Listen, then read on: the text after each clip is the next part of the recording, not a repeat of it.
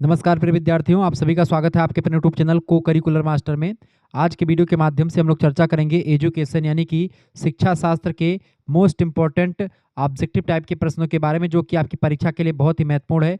आपकी परीक्षा जैसे अगर आप जो है माँ विंध्यवासिनी मिर्जापुर विश्वविद्यालय में पढ़ रहे हैं और आपका पेपर ऑब्जेक्टिव होने वाला है, तो आपके लिए को करिकुलर मास्टर चैनल पर बहुत सारे सब्जेक्ट के, जियोग्राफी के, पॉलिटी के, हिंदी के, हिस्ट्री के, संस्कृत के, अंग्रेजी के सभी सब्जेक्ट के आपको नोट्स यहाँ पर मिलते रहते हैं। ठीक है, तो जो बच्चे नोट्स प्राप्त करना चाहते हैं वो नोट्स भी प्राप्त कर सकते हैं। वीडियो लेक्चर्स आपको को करिकुलर मास्टर चैनल पर, शुक्ला डी पॉइंट चैनल पर आपको मिल जाता है। एजुकेशन बीए प्रथम सेमेस्टर में अगर आप हैं तो आप इस वीडियो को अंत तक देख लीजिएगा, क्योंकि यहाँ से बहुत सारे क्वेश्चंस आपके आएंगे। कम से कम हम 100 से अधिक ऑब्जेक्टिव टाइप के प्रश्नों के बारे में यहाँ पर चर्चा करेंगे। ठीक है, 75 क्वेश्चंस का ये पेपर जरूर होगा, लेकिन उसके बाद में मैं चर्चा पूरा का पूरा आपको कर दूंगा। कोई दिक्कत की बात नहीं, आसानी से सब कुछ आपको समझ में आ जाएगा। ठीक है, यहाँ पर आप क्या conceptual framework of education, conceptual framework of education ये आपको पढ़ना होता है, ये बात आप ध्यान रखेंगे। क्लियर? तो आइए एक एक प्रश्नों को मैं सॉल्व करने का प्रयास करता हूँ, बहुत ही बारीकी के साथ मैं आपको बताऊंगा। ठीक है, पहला क्वेश्चन आपका आ चुका है, किंडरगार्टन प्रणाली के जन्मदाता कौन है? किंडरगार्टन प्रणाली की अगर बात करें बेटा, तो किंडरगार्टन प्रणाली जो है इसके जनक कौन है? इसके जनक है फ्रोबेल नाम के एक विद्वान, उन्होंने। ठीक है, फ्रोबेल महोदय ने, इनका पूरा नाम है फ्रेडरिक फ्रोबेल, 1837 ईस्वी में जर्मनी में पहला किंडरगार्टन जो है विद्यालय खोला गया था। किंडर माने होता है, किंडर जैसे बच्चों का खेल खेल टाइप का, गार्टन माने होता है बगीचा, यानी खेल खेल में ही शिक्षा को जोड़ दिया जाए, यानी एक बगीचा, एक ऐसा बगीचा जिसमें खिला जो है खेलने के लिए बुलाया जाए बच्चों को। ठीक है, कहने का मतलब ये है बेटा, इसमें कहने का मतलब क्या है, यानी कि खेल खेल में शिक्षा ग्रहण करना ही एक प्रकार से किंडरगार्टन कहलाता है। ये बात आप ध्यान रखेंगे, इसका डी ऑप्शन बिल्कुल राइट आंसर है। दूसरा क्वेश्चन आपका आ चुका है, राजा महेंद्र प्रताप सिंह विश्वविद्यालय बताएं। राजा महेंद्र प्रताप सिंह विश्वविद्यालय किस प्रकार का विश्वविद्यालय है? तो राज्य विश्वविद्यालय है, स्टेट यूनिवर्सिटी है, यह अलीगढ़ उत्तर प्रदेश में स्थित एक राजकीय विश्वविद्यालय है। इसका ए ऑप्शन करेक्ट आंसर हो जाएगा, राजा महेंद्र प्रताप सिंह स्टेट यूनिवर्सिटी। ठीक है, ये बात आप ध्यान रखेंगे। आगे देखते हैं अगला क्वेश्चन, तीसरा नंबर प्रश्न आपका आ चुका है, अनौपचारिक शिक्षा के कौन से अभिकरण है? अनौपचारिक शिक्षा, अनौपचारिक शिक्षा का अभिकरण इनमें से कौन सा बेटा? देखिए, परिवार, राज्य और समुदाय, ये सब शिक्षा के अनौपचारिक साधन है। यहाँ से जो आप सीखते हैं ये अनौपचारिक होता है, जबकि विद्यालय से, यूनिवर्सिटी से यहाँ से सीखते हैं तो वो औपचारिक तरीका होता है। चौथा प्रश्न आपका आ चुका है, ई प्लस डूको का अभिप्राय क्या है? ई प्लस डूको, ईडू। ठीक है, ई प्लस डूको माने क्या होता है? एजुकेशन शब्द जो है इसी से बना हुआ है, एडुकेयर शब्द से बना हुआ है। ई और डूको से बना हुआ एडुकेयर, एडुकेयर से बना हुआ है आपका एजुकेशन शब्द। ठीक है, लैटिन भाषा का शब्द है ये। ठीक है, इसका मतलब होता है बालक की आंतरिक शक्तियों को बाहर निकालना। ठीक है, यानी अंदर से बाहर निकालना को ही ई डूको कहते हैं। ऑप्शन नंबर इसका ई माने अंदर, डूको माने बाहर निकालना, यानी जो आपकी शिक्षा है अंदर, जो आपका विद्वता है बच्चों की, उसको बाहर निकालने की प्रक्रिया ही कहलाती है शिक्षा। ठीक है, बी ऑप्शन इसका करेक्ट आंसर होगा। आगे देखते हैं अगला क्वेश्चन, पांचवा नंबर प्रश्न आपका आ चुका महोदय, प्रश्न, जीवन मूल्य कितने प्रकार के होते हैं? तो जीवन मूल्य की अगर बात की है, फटाफट से आप बताने का प्रयास करेंगे, जीवन मूल्य कितने प्रकार के होते हैं?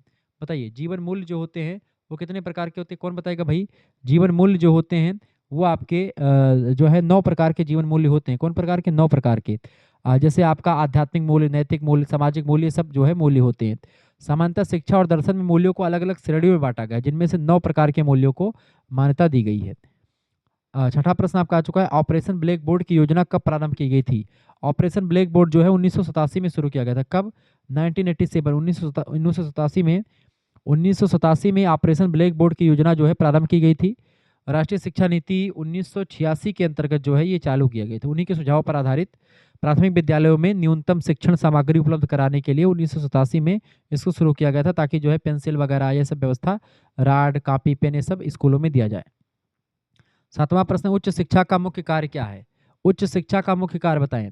उच्च शिक्षा का मुख्य कार्य होता है शिक्षा प्रदान करना, शोध करना, समाज सेवा, ये तीनों करना। डी ऑप्शन करेक्ट आंसर हो जाएगा, डी ऑप्शन इसका राइट आंसर हो जाएगा।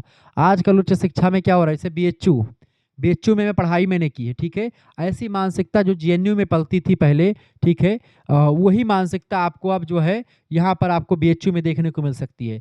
किसी एक कैटेगरी को टारगेट करके ऐसे लिखते हैं, ठीक है, कि ब्राह्मण लोग जो है, अरे बहुत सारे लोग कहते हैं भाई ब्राह्मणों ने जाति बना दी। मैं कहता हूँ भाई ब्राह्मण ने जाति कहाँ बना दी? ब्राह्मण जाति बनाने लायक है? आप खुद ही ब्राह्मण तो एकदम से सीधा साधा बेचारा, काम करता है, मतलब कि पूजा करता है, चाहे वो कोई शूद्र का व्यक्ति हो, जजमान, सबके यहाँ जाता है पूजा पाठ। गांव वगैरह में कोई जातिवाद नहीं है, एक दूसरे जाति के यहाँ लोग जाते हैं, पूरा सिस्टम चलता है, शादी होता है, सारे जाति के लोग आते हैं और सबको जो है उसमें जो है प्रजा के रूप में दिया जाता है। तो कहीं ना कहीं पे आप देखते होंगे अपने गाँव समाज में कोई शूद्र ब्राह्मण एक दूसरे से नहीं लड़ता है, सब एक दूसरे से बढ़िया इज्जत करते हैं, बातचीत करते हैं, ठीक है। लेकिन शहर में क्या हो गया है, जातिवाद, और जब से इंस्टाग्राम और ये आया है, फेसबुक और ये सब, यहाँ से इतना ज़्यादा बेकार व्यवस्था हो चुकी है कि आए दिन मारपीट होने लगती है, ठीक है। अब आप देखते हैं यूनिवर्सिटी वगैरह में जो है हॉस्टल में मार हो रही है, इधर मार हो रही है, उधर मार हो रही है, एकदम से आप देखिए बर्बाद कर रखे हैं पूरा का पूरा सिस्टम अब, ठीक है। उच्च शिक्षण का मुख्य कार्य, उच्च शिक्षा का मुख्य कार्य का शिक्षा प्रदान करना, शोध करना, समाज सेवा करना। समाज सेवा के बजाय समाज को तोड़ने का काम कर रही है यूनिवर्सिटी वगैरह आजकल के। 8वां क्वेश्चन आपका आ चुका, प्रोफेसर्स वगैरह आते हैं तो कुछ का गुट बना लेते हैं उसी में, ठीक है। बड़ा गंदी राजनीति चलती है यार, क्या बताएं। अगला 8वां नंबर प्रश्न है, माध्यमिक शिक्षा शिक्षा की एक ऐसी कड़ी है जो प्राथमिक व उच्च शिक्षा को दृढ़ता के साथ एक कड़ी में बांधती है। यह कथन किसका है? 8वें नंबर का बताएं। माध्यमिक शिक्षा शिक्षा की एक ऐसी कड़ी है जो प्राथमिक व उच्च शिक्षा को दृढ़ता के साथ एक कड़ी में बांधती है। यह कथन प्रोफेसर हुमायूं कबीर का है। ऑप्शन नंबर इसका ए करेक्ट आंसर हो जाएगा, ये बात आप ध्यान रखेंगे। आगे देखते हैं 9वां नंबर क्वेश्चन आपका आ चुका। 9 नंबर क्वेश्चन आप देखेंगे, प्रश्न आपका आ चुका, एक शैक्षणिक वर्ष में आरटीई अधिनियम के तहत स्कूल में प्राथमिक शिक्षकों के लिए कितने कार्य दिवस मनाए जाते हैं? 9वां नंबर प्रश्न, फटाफट से आप बताने का प्रयत्न। 9 नंबर क्वेश्चन क्या है आपका? प्रश्न आपसे कह रहा है बाबू, प्रश्न कह रहा है एक शैक्षणिक वर्ष में आरटीई यानी कि राइट टू एजुकेशन जिसको कहते हैं, आरटीई मतलब कि राइट टू एजुकेशन, किसी सूचना का अधिकार जिसको कहते हैं, उसके तहत स्कूल में प्राथमिक शिक्षकों के लिए कितने कार्य दिवस अनिवार्य हैं? तो 200 कार्य दिवस, 200 दिन, ठीक है। 200 दिन इसका सी ऑप्शन करेक्ट आंसर हो जाएगा। 200 दिन जो है तय किए गए हैं। क्लियर। 10वां क्वेश्चन आपकी स्क्रीन पर आ चुका, फटाफट से आप देखें। 10वां प्रश्न है, पूर्व प्राथमिक शिक्षा ग्रहण करने हेतु या प्राथमिक शिक्षा ग्रहण करने के लिए उपयुक्त आयु कितनी है? 10वां नंबर, पूर्व प्राथमिक शिक्षा ग्रहण करने के लिए उपयुक्त आयु जो है वो कितनी है? 2 से 6 वर्ष। ऑप्शन नंबर इसका ए करेक्ट आंसर हो जाएगा। नेक्स्ट क्वेश्चन आप देखते हैं 61 नंबर क्वेश्चन आपका 11 नंबर प्रश्न है, सर्व शिक्षा अभियान का उद्देश्य प्रारंभिक शिक्षा प्रदान करना है। 11 नंबर, सर्व शिक्षा का अभियान का उद्देश्य प्रारंभिक शिक्षा प्रदान करना है 6 से 14 वर्ष की आयु के सभी बच्चों के लिए। ए ऑप्शन इसका करेक्ट आंसर हो जाएगा। नेक्स्ट क्वेश्चन आप देखते हैं, अगला क्वेश्चन 86वां संविधान संशोधन के द्वारा इसको मौलिक अधिकार घोषित कर दिया गया है। भारतीय संविधान के मौलिक कर्तव्य अनुच्छेद 51 के काम में शामिल किया गया है। ध्यान रखेंगे इन चीज़ों को। 12 नंबर क्वेश्चन आपका आ चुका है, राष्ट्रीय माध्यमिक शिक्षा अभियान किस वर्ष शुरू किया गया था? 12 नंबर, राष्ट्रीय माध्यमिक शिक्षा अभियान जिसको रमसा बोलते हैं, रमसा मतलब कि RMSA, ठीक है। क्या बोलते हैं? राष्ट्रीय माध्यमिक शिक्षा अभियान, रमसा कहा जाता है इसको शॉर्ट फॉर्म में। इसकी शुरुआत जो है बेटा 2009 में हुई है, ठीक। किस में हुई है? 2009 में हुई इसकी शुरुआत, ये बात आप ध्यान रखें, 2009। ऑप्शन नंबर इसका बी करेक्ट आंसर होगा। 13 नंबर प्रश्न आप देखेंगे, निम्नलिखित में से किस ताराचंद समिति ने सिफारिशें प्रदान करी थी? बताएं, फटाफट से बताएं। 13 नंबर करेक्ट आंसर क्या हो जाएगा? निम्नलिखित में से किस ताराचंद समिति ने सिफारिशें प्रदान की थी? किसे? तो माध्यमिक शिक्षा पर जो है उसने जो है माध्यमिक शिक्षा पर सिफारिशें प्रदान की थी, सेकेंडरी एजुकेशन पर, ठीक है। 1948 में समिति गठित की गई थी, ताराचंद समिति, ताराचंद कमेटी 1948 में गठित की गई थी। माध्यमिक शिक्षा के पुनर्गठन के सुझाव जो है इस समिति ने दिए थे। 14 नंबर क्वेश्चन आपका आ चुका है, डॉक्टर ए एल मुदालियर की अध्यक्षता में किस वर्ष माध्यमिक शिक्षा आयोग की नियुक्ति की गई थी? तो माध्यमिक शिक्षा आयोग की नियुक्ति जो की गई थी वो मुदालियर आयोग के अध्यक्षता में करी गई थी 1952 में। ऑप्शन नंबर इसका सी करेक्ट आंसर हो जाएगा, 1952, ठीक है। इसीलिए माध्यमिक शिक्षा आयोग को मुदालियर आयोग के नाम से भी जाना जाता है। 1952 में इन्होंने एक प्रकार से इसकी अध्यक्षता करी थी, नियुक्ति करी थी, और 1953 में इन्होंने अपनी रिपोर्ट जो है प्रस्तुत कर दी थी सरकार को। 15 नंबर क्वेश्चन से, राष्ट्रीय शैक्षणिक अनुसंधान परिषद की स्थापना की गई थी। 15 नंबर, राष्ट्रीय शैक्षिक अनुसंधान परिषद NCERT की स्थापना की गई थी। NCERT की स्थापना 1 सितंबर 1961 को की गई थी। 1961 ऑप्शन नंबर इसका एक करेक्ट आंसर होगा। डेट कौन सी? 1 सितंबर की डेट है, ठीक है, 1 सितंबर। नेक्स्ट क्वेश्चन आपका 16 नंबर प्रश्न आप देखेंगे, प्रश्न आपका आ चुका है, प्रश्न है, भारतीय संविधान के किस अनुच्छेद के अनुसार राज्य संविधान लागू होने के 10 वर्षों के अंदर 6 से 14 वर्ष के सभी आयु के बच्चों को मुफ्त और अनिवार्य शिक्षा प्रदान करेगा? अनुच्छेद किसमें कहा गया? अनुच्छेद 45 में ये बात बोली गई है। ऑप्शन नंबर इसका बी करेक्ट आंसर होगा। राज्य का नीति निर्देशक सिद्धांत अनुच्छेद 45 में ये बात कही गई है। ठीक है, यह नीति निर्देशक तत्वों का हिस्सा है, जिसे बाद में अनुच्छेद 21 का ए, अनुच्छेद 21 के ए के अंतर्गत इसको हम क्या बोलते हैं, इसको हम 86वां संविधान संशोधन होता है 2002 में। 2002 में जो है इसको एकदम से क्लियर कर दिया था कि भाई अब जो है शिक्षा का अधिकार मौलिक अधिकार है। प्रत्येक माता पिता जो है अपने बच्चे को स्कूल जाने से रोकेगा नहीं। 6 से 14 साल तक के प्रत्येक बच्चे का ये मौलिक कर्तव्य है कि वो पढ़े, पढ़ने का उसको पूरा अधिकार है। ठीक है, नीति निर्देशक तत्वों की बात की जाए तो अनुच्छेद 36 से लेकर के अनुच्छेद 51 तक भारतीय संविधान में शामिल है, ये बात ध्यान रखेंगे। 17 नंबर प्रश्न है, अनौपचारिक शिक्षा के अभिकरण नहीं है। अनौपचारिक शिक्षा यानी कि जैसे नॉर्मल शिक्षा जो होती है, अनौपचारिक शिक्षा। औपचारिक शिक्षा आपकी विद्यालय में, यूनिवर्सिटीज़ में, कॉलेज में आपकी औपचारिक शिक्षा होती है, जबकि अनौपचारिक शिक्षा परिवार में, समुदाय में, साथी समूह में, क्रीड़ा समूह में, सभी जगहों पर आपको अनौपचारिक शिक्षा आपको दिखाई पड़ती है। तो इसका करेक्ट आंसर क्या हो जाएगा? अनौपचारिक शिक्षा का अभिकरण कौन सा है? पूछा जाता तो ये तीनों हो जाता, लेकिन नहीं पूछा गया तो तीनों नहीं होगा। करेक्ट आंसर क्या होगा? डी वाला, विद्यालय जो है औपचारिक शिक्षा का सदन है, ना कि अनौपचारिक का। 18 नंबर क्वेश्चन आपका आ चुका है, एनसीईआरटी का मुख्यालय कहाँ पर स्थित है? बताइए, एनसीईआरटी का मुख्यालय नई दिल्ली में स्थित है। सी ऑप्शन इसका राइट आंसर हो जाएगा। कहाँ पर स्थित है बेटा? नई दिल्ली में स्थित है एनसीईआरटी का मुख्यालय। अगला क्वेश्चन आपका आ चुका है, 1961 में स्थापना हुई थी उसकी, 1 सितंबर को। त्रिभाषा सूत्र को किस आयोग ने दिया था? त्रिभाषा सूत्र कोठारी कमीशन एक आया था बाबू। कोठारी कमीशन जो है 1964 से 66, ठीक है, 1964 से 66 कोठारी कमीशन। इसने जो है क्षेत्रीय भाषा हिंदी और अंग्रेजी के त्रिभाषा सूत्र की सिफारिश की थी। ये बात आप ध्यान रखेंगे। इसका ए ऑप्शन बिल्कुल करेक्ट आंसर हो जाएगा, ये बात आप ध्यान रखेंगे। ठीक है, 20 नंबर क्वेश्चन आपकी स्क्रीन पर आ चुका, फटाफट से आप देखने का प्रयास करें। 20 नंबर प्रश्न है, न्यूपा कहाँ स्थित है? बताएं, न्यूपा कहाँ स्थित है बेटा? न्यूपा नई दिल्ली में स्थित है। ऑप्शन नंबर इसका डी करेक्ट आंसर हो जाएगा, ये बात आप ध्यान रखें। जो जिन बच्चों का पेपर हो जाएगा, पेपर मेरे पास भेज दीजिएगा 9984 039 139 पर। आप पेपर, जो भी पेपर आपका हुआ हो, सभी सब्जेक्ट का जो आपके पास हो, सभी सब्जेक्ट का पेपर पीडीएफ बना करके साफ साफ फोटो खींच करके भेजिएगा। साफ साफ फोटो खींच करके सभी को जोड़ करके पीडीएफ बना करके बढ़िया सा साफ साफ पीडीएफ बनाई, जैसे जिस तरीके से पीडीएफ आपका सफेद सफेद, ऐसे ही पीडीएफ बना करके भेज दीजिएगा। मैं पेपर सॉल्व करवा दूंगा, ये बात ध्यान रखेंगे। ठीक है, तो इस नंबर पर आप व्हाट्सएप पर पीडीएफ बना करके बढ़िया से भेज दीजिएगा। सभी को इकट्ठा जोड़ करके भेज दीजिएगा, ताकि मैं आराम से आपका पीडीएफ बना करके आपके पास करवा दूँ। ठीक है, 21 नंबर क्वेश्चन से क्या पूछा गया है? प्रश्न है, शिक्षा मनुष्य के अंदर निहित बाह्य भाव की अभिव्यक्ति है। कथन किसका है? शिक्षा मनुष्य के अंदर निहित बाह्य भाव की अभिव्यक्ति होती है। यह कथन किसने कहा था? स्वामी विवेकानंद जी का कथन है। ए ऑप्शन करेक्ट आंसर हो जाएगा। ठीक है, 22 नंबर क्वेश्चन से आपका, एनसीईआरटी के कितने क्षेत्रीय शिक्षा संस्थान है? एनसीईआरटी के 5 क्षेत्रीय शिक्षा संस्थान है। 5 क्षेत्रीय शिक्षा संस्थान कौन कौन से? पहला अजमेर में है, दूसरा भोपाल, तीसरा भुवनेश्वर, चौथा मैसूर और अगला है 5वां आपका शिलांग में। ठीक है, तो ये 5 जगहों पर क्षेत्रीय संस्थान खुल चुके हैं एनसीईआरटी के।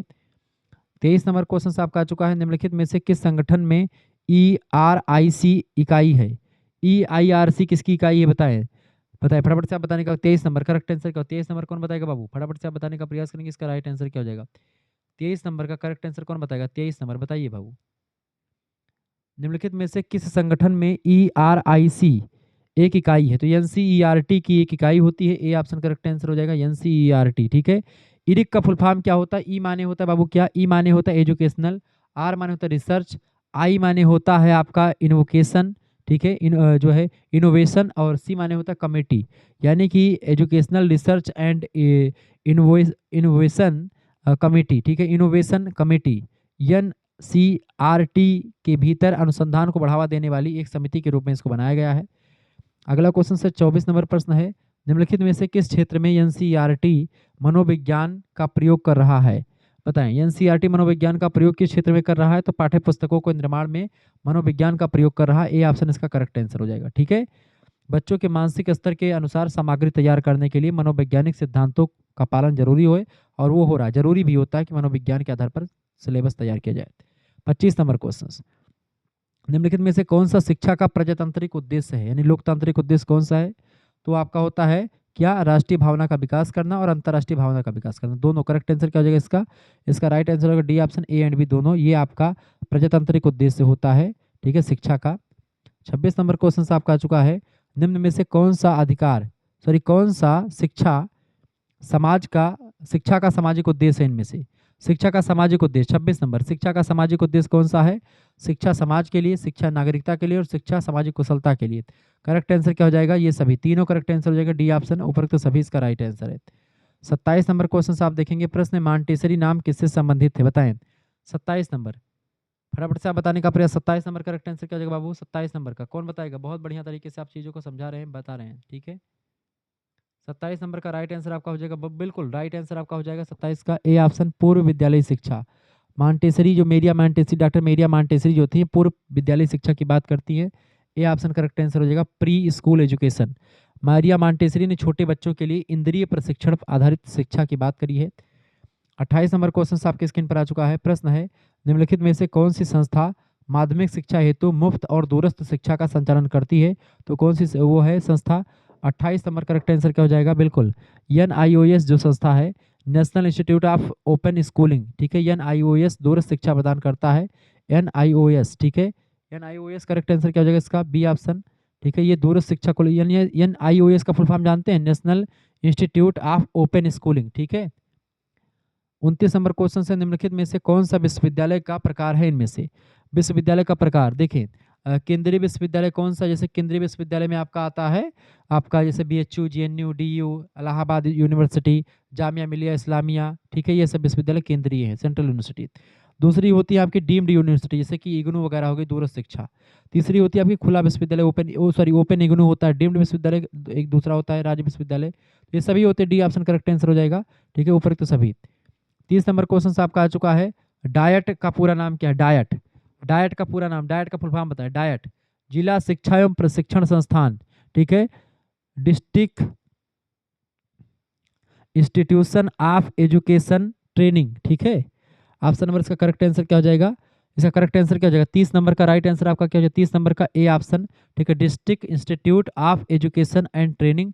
ऑप्शन नंबर इसका ए करेक्ट आंसर हो जाएगा, जिला शिक्षा एवं प्रशिक्षण संस्थान।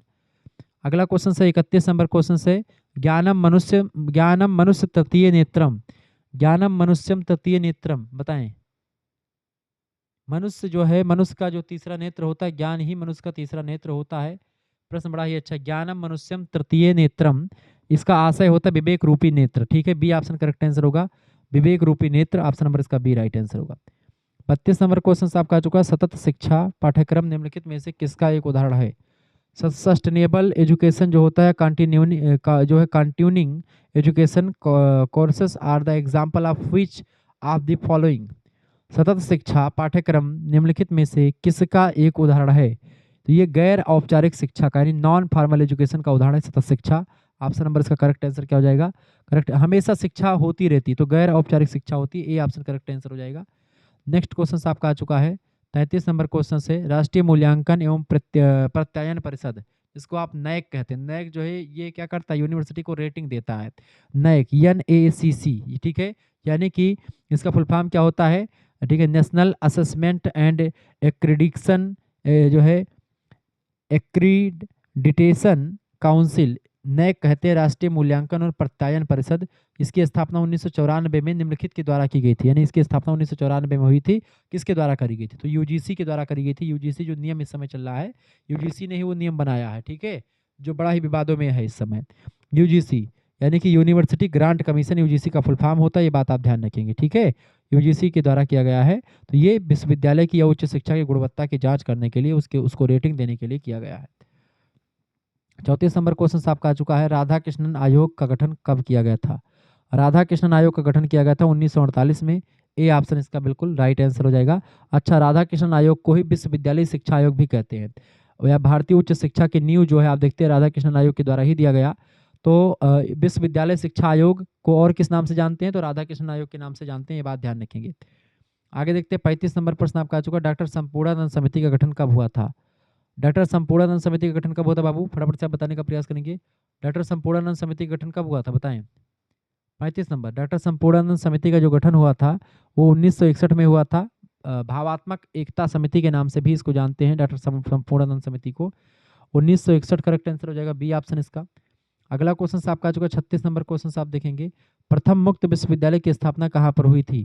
प्रथम मुक्त विश्वविद्यालय की स्थापना 36 नंबर, प्रथम मुक्त विश्वविद्यालय की जो स्थापना हुई थी वो लंदन में हुई थी, इसका डी ऑप्शन करेक्ट आंसर होगा, लंदन में हुई थी, ठीक है, डी ऑप्शन। 1969 में लंदन में पहला ओपन यूनिवर्सिटी खुला था, भारत का पहला जो ओपन यूनिवर्सिटी है BR अम्बेडकर मुक्त विश्वविद्यालय हैदराबाद में खुला था, फिर इग्नू वगैरह खुला। अगला क्वेश्चन 37 नंबर, प्राथमिक शिक्षा की गंभीर समस्या अपव्यय और अवरोधन, इन दोनों की समस्या प्राथमिक शिक्षा की गंभीर समस्या रही है। ये बात है, अपव्यय जो होता है और अवरोधन, ये प्राथमिक शिक्षा में क्या होता है कि लोग छोड़ देते हैं पढ़ाई, बच्चे छोटे छोटे। और एक में होता है कि उसी में बार बार पढ़ते रहे, एक ही कक्षा में जब बार बार बच्चे पढ़ते तो इसलिए छोड़ देते हैं। शिक्षा पर संस्कृति का प्रभाव 38 नंबर, शिक्षा पर संस्कृति का प्रभाव जो होता है वो शिक्षण विधि पर प्रभाव, अनुशासन पर प्रभाव और विद्यालय पर प्रभाव, सभी पर पड़ता है। डी ऑप्शन लगा देंगे उपरोक्त तो सभी इसका राइट आंसर है। 39 नंबर क्वेश्चन आपका आ चुका है। प्रश्न है भारतीय संविधान में उच्च शिक्षा किस सूची में स्थित है, बताएं। 39 नंबर करेक्ट आंसर, भारतीय संविधान में उच्च शिक्षा किस सूची में स्थित है। तो भारतीय संविधान में उच्च शिक्षा जो होती है वो समवर्ती सूची में शामिल की गई है, उच्च शिक्षा को समवर्ती सूची में, सी ऑप्शन करेक्ट आंसर हो जाएगा। ठीक है, समवर्ती सूची में शामिल है। 42वें संविधान संशोधन 1976 के बाद शिक्षा को समवर्ती सूची में डाल दिया गया, जिस पर केंद्र और राज्य दोनों सरकारें कानून बना सकती हैं। अगला क्वेश्चन आपका 40 नंबर प्रश्न है, ज्ञान कितने प्रकार का होता है। तो ज्ञान जो होता है ये आपका स्पष्ट ज्ञान, अंतर्निहित ज्ञान, निःशब्द ज्ञान, सारे प्रकार का ज्ञान होता है। डी ऑप्शन लगा दीजिएगा।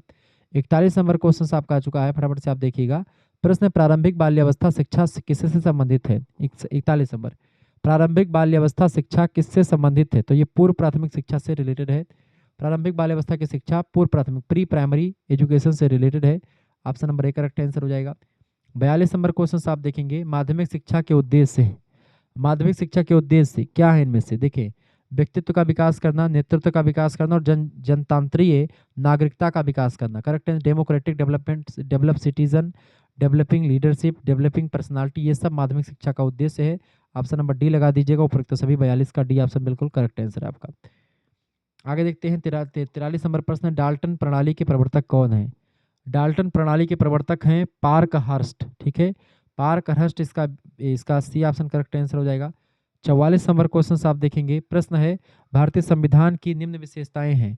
44 नंबर, भारतीय संविधान की विशेषताएं निम्न है, फटाफट से बताएं। 44 नंबर करेक्ट आंसर करेगा, भारतीय संविधान की निम्न विशेषताएं हैं। डी ऑप्शन इसका राइट आंसर हो जाएगा। लिखित और विशाल संविधान, लोकतंत्रात्मक असंप्रभुता, डी ऑप्शन उपरोक्त सभी इसका राइट आंसर हो जाएगा। जिन बच्चों ने डी लगा दिया है उनका बिल्कुल राइट आंसर है। ठीक है, 45 नंबर क्वेश्चन आपका आ चुका है, राष्ट्रीय शिक्षा नीति 2020 को लागू करने वाला भारत का पहला राज्य। राष्ट्रीय शिक्षा नीति 2020 को लागू करने वाला भारत का पहला राज्य कौन सा है। इसका 45 का करेक्ट आंसर क्या हो जाएगा। डी ऑप्शन, कर्नाटक जो है ये पहला रहा है, लेकिन कुछ संदर्भों में हिमाचल प्रदेश को भी कहा जाता है, लेकिन आधिकारिक तौर पर अगर देखेंगे तो कर्नाटक जो है इसने पहले घोषित किया है 2020 की शिक्षा नीति को। 46 नंबर क्वेश्चन आपका आ चुका है, माध्यमिक शिक्षा आयोग का गठन कब किया गया था। माध्यमिक शिक्षा आयोग का गठन किया गया था 1952 में। ऑप्शन नंबर इसका सी करेक्ट आंसर हो जाएगा। आगे देखते हैं 47 नंबर प्रश्न आपका आ चुका है, उत्तर प्रदेश सरकार ने स्कूल चलो अभियान कब प्रारंभ किया। स्कूल चलो अभियान उत्तर प्रदेश सरकार ने कब प्रारंभ किया। 47 नंबर बताएं, उत्तर प्रदेश सरकार ने स्कूल चलो अभियान जो शुरू किया है सन 2000 में शुरू किया है। Option number A correct answer हो जाएगा। वैसे इसे व्यापक रूप से सर्व शिक्षा अभियान के साथ 2001-2 में मिली थी, मतलब गति मिली थी, लेकिन विकल्प अगर देखे जाए इसमें तो आपको 2001-2 नहीं मिलता है, तो 2000 ईस्वी का करेक्ट आंसर है। 48 नंबर क्वेश्चन आपका आ चुका है, वर्तमान समय में उच्च शिक्षा की समस्याएं हैं। 48 नंबर, वर्तमान समय में उच्च शिक्षा की क्या समस्याएं हैं। छात्रों के प्रवेश की समस्या बिल्कुल है, छात्र अनुशासनहीनता भी है और निजीकरण की समस्या भी। ये सारी समस्याएं वर्तमान समय में उच्च शिक्षा की हैं। ऑप्शन नंबर इसका डी करेक्ट आंसर हो जाएगा। हायर एजुकेशन की सारी समस्याएं हैं। 49 नंबर क्वेश्चन से वेदांगों की संख्या कितनी है। 6 वेदांग है बेटा, 4 वेद हैं। ठीक है, 6 शास्त्र, यानी 6 शास्त्र मतलब कि वेदांग कितने हैं 6। ठीक है, 6 वेदांग, 18 पुराण है। ठीक है, 4 आश्रम है, 4 वर्ण है। ठीक है, ये सब ध्यान रखेंगे। 4 पुरुषार्थ होते हैं। वेदांगों की संख्या आपकी 6 है। कौन कौन से। पहला वेदांग है आपका शिक्षा, दूसरा है कल्प, तीसरा है व्याकरण, तीसरा है ठीक है तीसरा व्याकरण, चौथा निरुक्त, पांचवा छंद और छठा आपका ज्योतिष। ठीक है, इन सभी का प्रयोग करके ही वेदों को समझा गया, इसीलिए इसको वेदांग कहा जाता है। बिना वेदांगों को समझे वेद को आप नहीं पढ़ पाएंगे, समझ पाएंगे। 50 नंबर क्वेश्चन है, एनईपी यानी कि जो नेशनल एजुकेशन पॉलिसी है, ठीक है, नेशनल एजुकेशन पॉलिसी या न्यू एजुकेशन पॉलिसी जो 2020 की है, उसके अनुसार शैक्षिक मॉडल 10+2 को विभाजित किया गया। तो 10+2 को विभाजित किया गया 5+3+3 4। ठीक है, 5+3 3+4, इसका करेक्ट आंसर क्या हो जाएगा। बी ऑप्शन इसका राइट आंसर हो जाएगा। फाउंडेशन कोर्स आपका होता है 5 साल का, और उसके बाद में आपका होता है प्री प्रेटरी कोर्स 3 साल का, फिर उसके बाद में सेकेंडरी मिडिल होता है आपका 3 साल का, और उसके बाद में फिर होता है सेकेंडरी आपका 4 साल का, ठीक है। तो 5 साल से नर्सरी केजी, जैसे एलकेजी यूकेजी नर्सरी आपका हो गया, एलकेजी यूकेजी और नर्सरी ये आपका होगा 3 साल ये, और 1 और 2 ये 5 साल आपका ये निपट गए। फिर उसके बाद में 3 4 5 आपका 3 साल ये हो गया, ठीक है। 3 साल ये आपका होता है 6 7 8, ठीक है। ये 4 साल आपका 9 10, ठीक है, 9 10 11 और 12, ठीक है। तो इस तरीके से 5 + 3 + 4 नई शिक्षा नीति के तहत किया गया है। 51 नंबर क्वेश्चन से प्रश्न आपका आ चुका, IQAC के कौन सदस्य होते हैं। बढ़िया क्वेश्चन से आपका 51 नंबर क्वेश्चन आपसे पूछा गया है।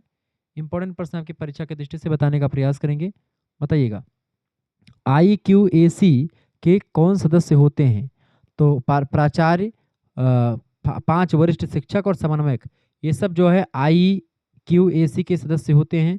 इसका डी ऑप्शन राइट आंसर हो जाएगा, ठीक है। ये बात आप ध्यान रखेंगे। अगला क्वेश्चन से 52 नंबर प्रश्न है, उत्तर प्रदेश SCERT का मुख्यालय कहाँ पर स्थित है। SCERT जैसे NCERT होती है, ऐसी ही स्टेट वाला होता है उत्तर प्रदेश की, SCERT बोलते हैं उसको। तो इसका मुख्यालय लखनऊ में स्थित है। ऑप्शन नंबर इसका सी करेक्ट आंसर हो जाएगा।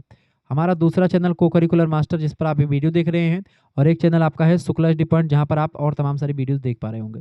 53 नंबर क्वेश्चन से आपका आ चुका, और BA कर भी एक चैनल है, उसको भी सब्सक्राइब कर लीजिएगा। अगला क्वेश्चन से, शिक्षा के अंग कौन कौन से हैं। शिक्षा का अंग 53 नंबर, शिक्षा के अंग कौन कौन से हैं बेटा। तो पाठ्यक्रम, छात्र, शिक्षक, ये सब जो हैं शिक्षा के प्रमुख अंग हैं। इसका डी ऑप्शन बिल्कुल राइट आंसर हो जाएगा, ठीक है। आगे देखते हैं, शिक्षा को त्रिमुखी प्रक्रिया किसने कहा है। तो किसने कहा, जॉन डीबी ने कहा। शिक्षा को द्विमुखी प्रक्रिया जॉन एडम्स ने कहा है। अगला क्वेश्चन आपका आ चुका है 54 नंबर, शिक्षा द्विध्रुवीय प्रक्रिया किसने कहा। देखिए प्रश्न भी आ गया 54 नंबर, शिक्षा द्विध्रुवीय शिक्षा त्रिध्रुवीय है ना, यहाँ पर त्रिध्रुवीय प्रक्रिया है, जॉन डीबी ने कहा था। त्रिध्रुवीय प्रक्रिया जॉन डीबी ने कहा था, और द्विध्रुवीय प्रक्रिया है, शिक्षा द्विध्रुवीय प्रक्रिया है, ठीक है। द्विध्रुवीय प्रक्रिया है, जॉन एडम्स ने कहा था, ये बात आप ध्यान रखेंगे। अच्छा, जॉन डीबी के अनुसार शिक्षा के 3 ध्रुव कौन कौन से हैं। पहला है शिक्षक यानी टीचर, टीचर पहला हो गया आपका, दूसरा हो गया आपका छात्र, और तीसरा आपका होता है समाज, ठीक है, या सिलेबस। तीसरा आपका होता है सिलेबस, ठीक है। शिक्षक, छात्र और सिलेबस, ये 3 आपका त्रिमुखी प्रक्रिया के अंतर्गत आते हैं। और टीचर और स्टूडेंट 2 मुखी प्रक्रिया में होते हैं, जॉन एडम्स ने कहा। भारत के विकास में सर्वाधिक योगदान किसका होता है। तो भारत के विकास, बालक के विकास में सर्वाधिक योगदान परिवार का होता है। उसके परिवार उसकी प्रथम पाठशाला होती है, और माता उसकी पहली जो है अध्यापिका होती है। 56 नंबर प्रश्न आपका आ चुका, विश्वविद्यालय अनुदान आयोग यूजीसी के बारे में निम्नलिखित में से कौन सा कथन सही नहीं है। बताएं 56 नंबर, यूजीसी द्वारा गठित प्रश्न पूछा गया क्या आपका 56 नंबर, यूजीसी के बारे में कौन सा कथन सही नहीं है। देखिए, इसकी स्थापना 1956 ईस्वी में संसद के एक अधिनियम के द्वारा की गई थी, बिल्कुल की गई थी, बिल्कुल सही बात है। इसका कार्य उच्च शिक्षा को बढ़ावा देना है और समन्वय करना, बिल्कुल ये दोनों बात है, ठीक है। और तीसरा काम इसका क्या है, यह केंद्र सरकार से योजनागत और गैर योजनागत निधि प्राप्त करता है और विश्वविद्यालय को अनुदान देता है, बिल्कुल ठीक बात है। यानी विश्वविद्यालय अनुदान आयोग इसका नाम भी हिंदी में। यह राज्य विश्वविद्यालय के संबंध में राज्य सरकारों से धन प्राप्त करता है, ये नहीं करता। तो इसका डी ऑप्शन यही गलत हो जाएगा, बाकी सब सही है, ठीक है। तो डी ऑप्शन वाला गलत है, ठीक है। यूजीसी केंद्र सरकार से निधि प्राप्त करता है, राज्य सरकार से नहीं प्राप्त करता। 57 नंबर क्वेश्चन आपका आ चुका है, यूजीसी बिल्कुल अब एकदम से पगला गया है अपने मुद्दों को लेकर के, अपने कानून को लेकर के, ठीक है। हालांकि ये एक सरकार के द्वारा किया गया है, और सरकार ने यूजीसी पर कंट्रोल पाने के लिए, विश्वविद्यालय को अपने कंट्रोल में करने के लिए ऐसा प्रावधान करने का काम किया है। अगला क्वेश्चन 57 नंबर, विश्वविद्यालय अनुदान आयोग यूजीसी द्वारा गठित निम्नलिखित में से किस समिति ने उच्च शिक्षा में पीपीपी यानी 3P मॉडल की सिफारिश की है। तो 3P मॉडल की सिफारिश किसने की है, केबी पवार समिति ने की है। केबी पवार समिति ऑप्शन नंबर इसका करेक्ट आंसर क्या हो जाएगा, इसका डी ऑप्शन करेक्ट आंसर हो जाएगा। 58 नंबर क्वेश्चन आपका आ चुका है, भारत की विकासशील अर्थव्यवस्था के लिए अंतर विषयक अनुसंधान योजना किसके द्वारा शुरू की गई थी। 58 नंबर बताएं, schedule for transdisciplinary research for India's developing economy, जिसको आप स्ट्राइड कहते हैं शॉर्ट फॉर्म में, किसके द्वारा शुरू की गई थी, यूजीसी के द्वारा शुरू की गई थी, स्ट्राइड, ठीक है। स्ट्राइड कहा जाता है शॉर्ट फॉर्म में, इसको यूजीसी के द्वारा शुरू किया गया था। 59 नंबर क्वेश्चन से, यूजीसी की स्थापना किसकी सिफारिश पर की गई थी। 59 नंबर, यूजीसी की स्थापना जो किसकी सिफारिश पर की गई थी बेटा, तो यूजीसी की स्थापना की गई थी विश्वविद्यालय शिक्षा आयोग यानी राधा कृष्ण आयोग के जो है, राधा कृष्ण आयोग, ठीक है। राधा कृष्ण आयोग, ए ऑप्शन का, विश्वविद्यालय शिक्षा आयोग को राधा कृष्ण आयोग कहते हैं। उन्हीं की सिफारिश पर यूजीसी की स्थापना करी गई थी, यूनिवर्सिटी ग्रांट कमीशन की। यूजीसी से बड़े सारे क्वेश्चन पूछे जाएंगे, चूंकि आप जो है अभी ये हाल फिलहाल में मुद्दा जो है बड़ा गंभीर बना हुआ है। अगला क्वेश्चन आपका 60 नंबर है, निम्नलिखित में से कौन यूजीसी की जिम्मेदारी नहीं है? 60 नंबर, कौन यूजीसी की जिम्मेदारी नहीं है? देखिए, उच्च शिक्षा गुणवत्ता को विनियमित करना जिम्मेदारी है। उच्च शिक्षण संस्थानों के परिसरों में अनुशासन बनाए रखना, ये यूजीसी का काम नहीं होता है। संकाय के अनुसंधान परियोजनाओं को वित्त पोषित करना और विश्वविद्यालयों को आदर्श पाठ्यक्रमों का सुझाना, ये सब भी काम करता है। यानी ये और ये काम करता है। जबकि अब वाले जो कानून आया उसमें ये भी कंट्रोल करने का काम करने का प्रयास किया जा रहा था। ठीक है, तो इसका बी ऑप्शन ये अभी तक नहीं है। अगला क्वेश्चन आपका आ चुका है 61 नंबर क्वेश्चन आप देखेंगे। प्रश्न है, निम्नलिखित में से कौन यूजीसी का वैधानिक कार्य है? यूजीसी का वैधानिक कार्य इनमें से कौन सा है? देखिए, विश्वविद्यालय में शिक्षण संकाय की नियुक्ति करना वैधानिक कार्य नहीं है। विश्वविद्यालय में परीक्षा के संचालन को नियंत्रित करना, ये भी वैधानिक कार्य आपका नहीं है। ठीक है, वैधानिक कार्य क्या होगा आपका? विश्वविद्यालय में शिक्षण और अनुसंधान के मानक को निर्धारित करना और बनाए रखना, ये इसका जो है वैधानिक कार्य होता है, कानूनी काम है, सी ऑप्शन। 62 नंबर क्वेश्चन आपका आ चुका है, मान्यता विश्वविद्यालय का दर्जा प्रदान या पाने के लिए आवेदन करने के इच्छुक संस्था कम से कम कितने समय के अस्तित्व में रहनी चाहिए? बताएं। 62 नंबर, मानद यूनिवर्सिटी डीम्ड विश्वविद्यालय जो होते हैं उनका दर्जा प्राप्त करने के लिए संस्थान कम से कम जो है 20 साल तक अस्तित्व में रहना चाहिए। 20 साल तक वो जो है संस्थान 20 साल पुराना हो तो वो डीम्ड यूनिवर्सिटी बन सकता है, कोई बढ़िया कॉलेज हो। 63 नंबर क्वेश्चन आपका आ चुका है, भारत में गुरुकुल विद्यालय प्रणाली काल के दौरान प्रारंभ हुई थी, किसके? बताएं। भारत में गुरुकुल विद्यालय प्रणाली किस काल के दौरान प्रारंभ हुई थी? 63 नंबर, बताएं। भारत में गुरुकुल विद्यालय प्रणाली जो हुई है ये वैदिक काल में शुरू हुई है। ऑप्शन नंबर इसका बी करेक्ट आंसर हो जाएगा। आगे देखते हैं, अगला क्वेश्चन आपका आ चुका है 64 नंबर प्रश्न है। प्रश्न है, व्युत्पत्ति के अनुसार शब्द एजुकेशन लैटिन मूल के अंतर्गत निम्नलिखित में से किससे जुड़ा व्युत्पन्न हुआ है? बताएं। 64 नंबर प्रश्न, व्युत्पत्ति के अनुसार शब्द जो एजुकेशन है किस लैटिन मूलों से जुड़ा हुआ है? तो लैटिन मूल जो है एजुकियर, एजुसियर और एजुकेटम, तीनों शब्द से जुड़ा हुआ है। डी ऑप्शन इसका राइट आंसर हो जाएगा। 65 नंबर क्वेश्चन आप देखेंगे बाबू। 65 नंबर क्वेश्चन आपसे पूछा गया है, इनमें से किस शब्द का अर्थ प्रशिक्षित करना है? 65 नंबर, इनमें से किसका मतलब प्रशिक्षित करना? तो टू ट्रेन यानी कि एजुकेटम शब्द जो है एजुकेटम, इसका मतलब होता है ट्रेन करना। ठीक है, ट्रेन करना यानी प्रशिक्षित करना। क्लियर।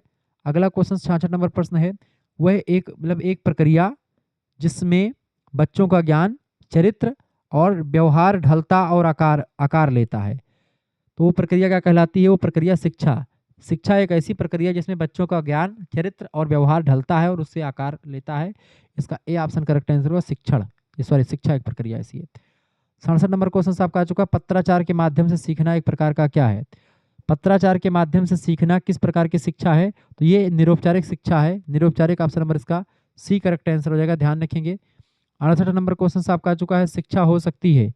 68 नंबर फटाफट से बताएंगे। 68 नंबर, शिक्षा हो सकती कैसी बेटा? शिक्षा जो होती है ये औपचारिक और अनौपचारिक दोनों हो सकती है। इसका करेक्ट आंसर क्या लगा देंगे? इनमें करेक्ट औपचारिक और अनौपचारिक दोनों हो सकती है, तो ए और बी दोनों, सी ऑप्शन इसका राइट आंसर हो जाएगा। 69 नंबर क्वेश्चन से, विद्यालय में लघु संस्करण है। 69 नंबर, विद्यालय समाज का लघु संस्करण होता है, यह कथन किसने कहा था? यह कथन यही जो है प्रश्न आपका है, विद्यालय समाज का, किसका? समाज का। करेक्ट आंसर, विद्यालय में लघु संस्करण किसका है? 69 नंबर, विद्यालय वर्ग कक्षा यानी क्लासरूम या स्कूल समाज का एक छोटा सा रूप हो सकता है, या वर्ग कक्षा। इसका करेक्ट आंसर क्या होगा?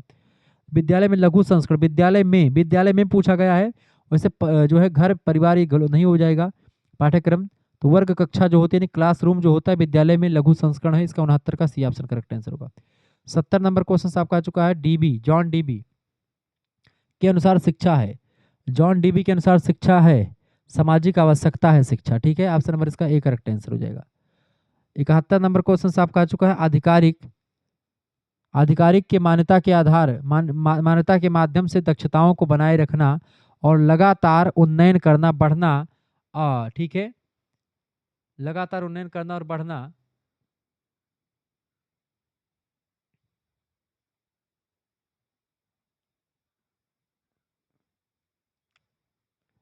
उन्नयन करना और बढ़ना और पूर्व अधिगम और दक्षताओं को स्वीकार करना है, किसके उद्देश्य हैं? तो ये प्रौढ़ शिक्षा यानी एडल्ट एजुकेशन यानी वयस्क शिक्षा। ठीक है, वयस्क यानी प्रौढ़ शिक्षा, सी ऑप्शन इसका करेक्ट आंसर हो जाएगा। 72 नंबर क्वेश्चन आपका आ चुका बेटा। प्रश्न है, एक व्यवस्थित संगठित शिक्षा मॉडल है। एक व्यवस्थित संगठित शिक्षा मॉडल कौन सा है? एक व्यवस्थित संगठित शिक्षा मॉडल होता है औपचारिक शिक्षा, फॉर्मल एजुकेशन। डी ऑप्शन इसका राइट आंसर हो जाएगा। 63 नंबर 73 नंबर प्रश्न आपका आ चुका है, शिक्षा जीवनमुखी होती है। शिक्षा जीवनमुखी होती है, लाइफ ओरिएंटेड होती है शिक्षा, अनौपचारिक। सी ऑप्शन इसका करेक्ट आंसर हो जाएगा। नेक्स्ट क्वेश्चन आपका आ चुका है 74 नंबर, चूंकि अनौपचारिक शिक्षा जो होती है जन्म से लेकर के और जब तक व्यक्ति मर नहीं जाता तब तक वो शिक्षा चलती रहती है, कुछ ना कुछ व्यक्ति सीखता रहता है। कहीं पर भी कभी भी किसी से भी कोई चीज़ आप सीखते हैं तो वो अनौपचारिक शिक्षा होती है। आप टाइम निर्धारित करके सिलेबस डिसाइड करके और इस तरीके से जब सीखते हैं तो वो आपकी शिक्षा औपचारिक शिक्षा होती है। शारीरिक शिक्षा का उद्देश्य क्या है? 74 नंबर, शारीरिक शिक्षा का उद्देश्य होता है क्या? मनोवैज्ञानिक विकास, मानसिक विकास, शारीरिक विकास, तीनों विकास होता है इसका। डी ऑप्शन इसका करेक्ट आंसर हो जाएगा। 75 नंबर क्वेश्चन से आपका आ चुका, किस सरकारी कार्यक्रम का उद्देश्य सभी बच्चों के लिए गुणवत्तापूर्ण प्राथमिक शिक्षा प्रदान करना है? 75 नंबर करेक्ट आंसर क्या हो जाएगा इसका? बिल्कुल राइट आंसर हो जाएगा, सर्व शिक्षा अभियान, यस से, ठीक है। भारत सरकार ने साल 2001 में सर्व शिक्षा अभियान शुरू किया। इसका नारा था कि सब पढ़ें सब बढ़ें। इसका मुख्य लक्ष्य था 6 साल से लेकर के 14 साल तक के बच्चों को अनिवार्य और गुणवत्तापूर्ण शिक्षा उपलब्ध करवाई जाए, ठीक है। तो 75 नंबर का करेक्ट आंसर क्या हो जाएगा? डी ऑप्शन, सर्व शिक्षा अभियान, ठीक है। डी ऑप्शन इसका राइट आंसर होगा। इस तरीके से आपने सब कुछ पढ़ लिया। इस पेपर को मैंने सॉल्व कर दिया, आप लोगों ने नहीं देखा तो देख लीजिएगा। हमारा बी करिकुलर एक चैनल है, इसको बी करिकुलर चैनल को आप सब्सक्राइब कर लीजिएगा, ठीक है। हमारा शुक्ला स्टडी पॉइंट और को करिकुलर सभी को सब्सक्राइब कर लीजिएगा। ये आपको पूरा पीडीएफ मिल जाएगा, साल्फा में मैंने इसको बना लिया है। ऐसे ही एजुकेशन का एक और, तो 2 पीडीएफ आपके 200 क्वेश्चंस के आपके हो जाएंगे ये, जिसको आप अगर पीडीएफ पढ़ लेंगे तो आपका हो जाएगा। तो जिनको वीडियो देखना है वीडियो देख लीजिएगा, अगर वीडियो नहीं देखने का मन है तो पीडीएफ भी प्राप्त कर सकते हैं। तो आपको कोर्स में ज्वाइन होना तो 9984 039 139 इस नंबर पर आप व्हाट्सएप पर एसएमएस कर दीजिएगा। इस नंबर पर क्या एसएमएस करेंगे? व्हाट्सएप पर क्या एसएमएस करेंगे बाबू? अपना नाम, अपनी यूनिवर्सिटी का नाम, अपने सब्जेक्ट के नेम और आप किस सेमेस्टर में अपने सेमेस्टर का नाम लिख करके भेज दीजिएगा, ठीक है। प्रथम सेमेस्टर में है अगर आप फर्स्ट एंड सेकंड, तो फर्स्ट सेमेस्टर का केवल फीस अगर जमा करेंगे तो 100 रुपये में ही लगेगा, 100 रुपये फीस। तो मेरे हिसाब से आपको करना क्या चाहिए, फर्स्ट एंड सेकंड दोनों का आप ज्वाइन कर लीजिए, क्योंकि सेकंड सेमेस्टर में आप ज्वाइन करेंगे तो आपका जो है सेकंड सेमेस्टर की पूरी तैयारी भी आपकी मात्र 100 रुपये में हो जाएगी। 6 महीने तक की क्लास, उसमें आपको class, video lecture, PDF note सब कुछ आपको मिलेंगे, ठीक है। और साथ ही साथ में आपको फर्स्ट सेमेस्टर का नोट्स भी मिल जाएगा, यानी फर्स्ट एंड सेकंड दोनों सेमेस्टर की फीस जो है 150 रुपये में है। जिनको जुड़ना है व्हाट्सएप पर एसएमएस कर दीजिए इस नंबर पर, ठीक है। अपना नाम, यूनिवर्सिटी का नाम, सब्जेक्ट नेम और सेमेस्टर में नाम। जैसे आप एसएमएस करेंगे आपके पास एक क्यूआर कोड स्कैनर भेजा जाएगा, उसी पर आपको फीस जमा कर देनी है, ठीक है। और ये फीस आप खुद भी जमा कर सकते हैं, आप किसी दूसरे से भी आप जमा करवा सकते हैं, बात ध्यान रखेंगे, ठीक है। चलिए फिर मिलते हैं हम नेक्स्ट वीडियो में, तब तक के लिए जय हिंद जय भारत। आप सभी का बहुत बहुत धन्यवाद हमारे से जुड़ने के लिए। इसी प्रकार से अपना प्यार दुलार हमेशा बना रखेंगे। वीडियो को लाइक कर दीजिएगा, चैनल पर करने हैं तो सब्सक्राइब भी कर दीजिएगा। बहुत ही ज़बरदस्त तरीके से मैंने आपको पूरा समझा दिया है। मिलते हैं फिर नेक्स्ट वीडियो में, तब तक के लिए जय हिंद जय भारत। आप सभी का बहुत बहुत धन्यवाद, ठीक है। को करिकुलर मास्टर यानी इस चैनल को आप सब्सक्राइब कर लीजिएगा।